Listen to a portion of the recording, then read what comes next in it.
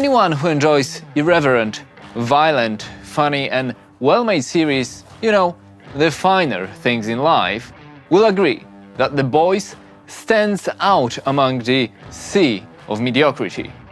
And when the term superhero fatigue gets thrown around all the time, we must answer the question: what makes The Boys' power so superb? Alright, so there are a lot of elements that the series does right. The plot, one-liners, special effects, and stellar cast. But in this video, I want to talk about the overlooked aspect of The Boys, and that's the sound. Because it's a crucial part of this excellent package. It will make you laugh, it will scare you, it will make you gasp, or even go viral. All right. The series is about superheroes. But it's not like your standard chef Marvel cinema. Homelander? You boys okay?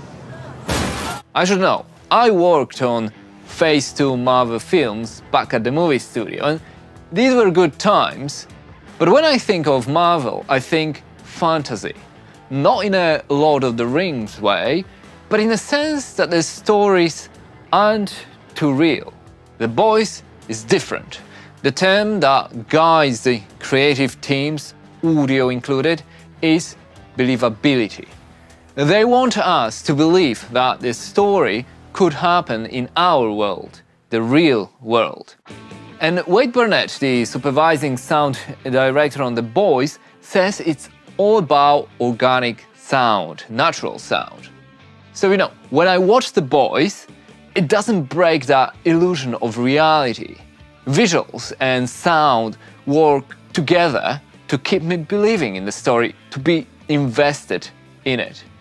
And according to Barnett, what helps is that Eric Kripke, he's a showrunner on the series, is very much an audio-centric, hands-on guy who works closely with the team. And this is always the case when you look at any successful series, shows or movies. And I talked about it in my video on Denis Villeneuve. Christopher Nolan is another one. If the director or showrunners care as much about the sound as visuals, it already makes the story so much better than most of the stuff out there. So I'm glad that Kripke is one of the good ones out there, because it shows. Now, on a podcast, Tone Benders, the audio team also talked about their approach to superheroes. Because if you think about it, there are preconceived notions. We have been watching superheroes, movies and series for decades. Like, we know how they're supposed to look and how they're supposed to sound. And obviously, Homelander is based on Superman. So we're used to laser eyes. So how did they make it sound different in The Boys? They did it as organically and naturally as possible, as if the hero's body was creating the effects, the sounds. So for example, with Homelander's eyes, they used sizzling scrambled eggs with some electrical buzz.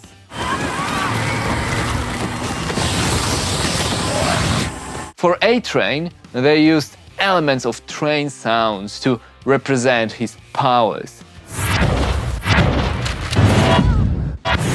And Starlight draws her power from different sources each time, which has to be shown with sound too.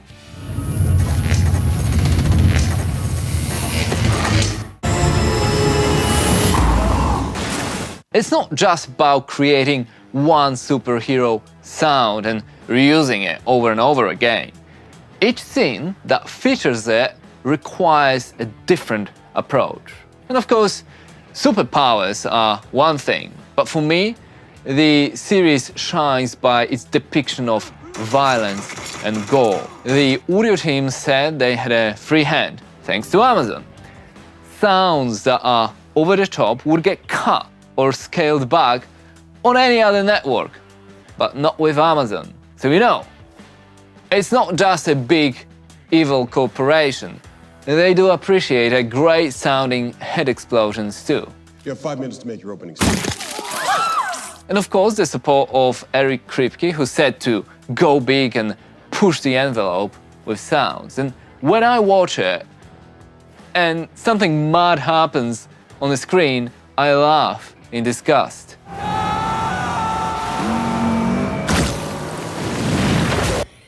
They get away with a lot. And how they do it? It's all in layering, stacking sounds like punches on top of each other, making it more impactful with added low end or crunch. So things like adding a subwoofer kick when a head explodes. Adding that bone crunch and texture where that's where the Foley crew shines. 1, 2. But of course, the effort sounds, you know, your breaths, your noises, your impacts, and all that, that was recorded by the cast, which adds realism to the fights. Music. Music is a huge part of the show, and they play with it very well. Of course, we get the classic tracks used either during the end credits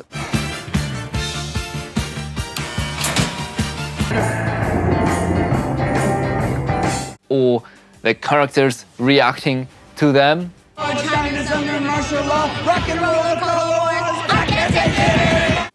But then Vote International also monetizes music with their own sub boy band, Super Sweet. They have solo superhero singers like Starlight. The power of your memory will grow strong. Or Crimson Countess.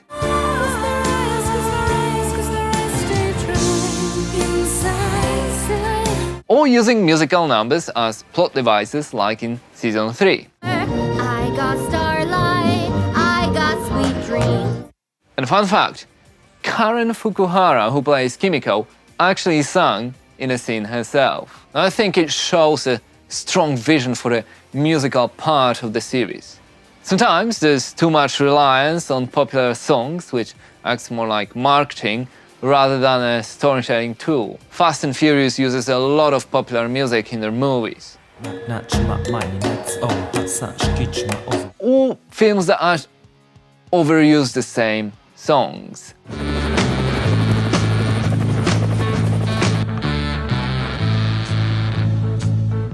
But I reckon in The Boys they found the right balance in the episodes though. Kind of like James Gunn in his films. Now, okay, I think he's got a good ear, yeah?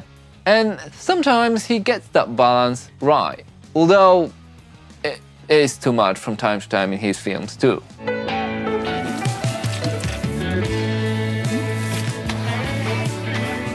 However, when talking about the actual score, the composer Christopher Leonard has the duality of Soups versus The Boys to play with. Vought and Soups sound corporate, orchestral, and heroic. Oh, and you guys. You are the real heroes. Like your standard Marvel heroes, especially when they're, posing to the cameras. No, we are the one and only true justice. But The Boys, they're gritty, they're underground, they're more like garage British punk with cheap, broken instruments. You use your little laser eyes. It's you right I did. And it felt good. For once, I leveled the playing field. Because it's a satire, and the sound perfectly matches it. When I hear the Vought songs, the commercial, or even vigilante themes for The Boys, it's serious, but ridiculous at the same time. It's a tough job to find that balance.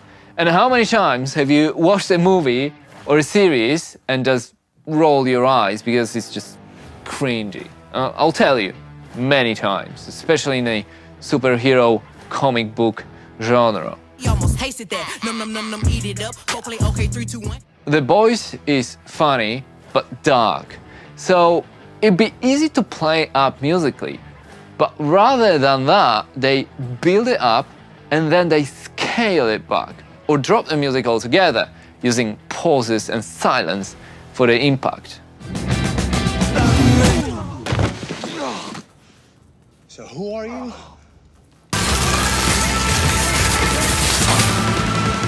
And Leonard said it's about setting up the humor and reacting to it with the viewer, rather than underscoring it. And that the funny music is actually the songs they did for Vote International, not the score.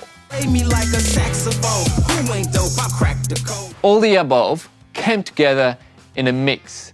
In a podcast with Alexandra Furman, she talks about the talented audio team and their approach. Still, details aside, it again comes down to producers and showrunners like Eric Kripke, who focus on the sound production and give enough time to polish the mix. The details may not be necessarily audible at first, but add to the storytelling, making it better for us, the viewers. The Boys is a unique series. It's one of these rare shows that when I watch it, I can feel that the crew, the actors, designers, showrunners, the audio team, and everyone else had lots of fun making it. Oh, that's a good outtake.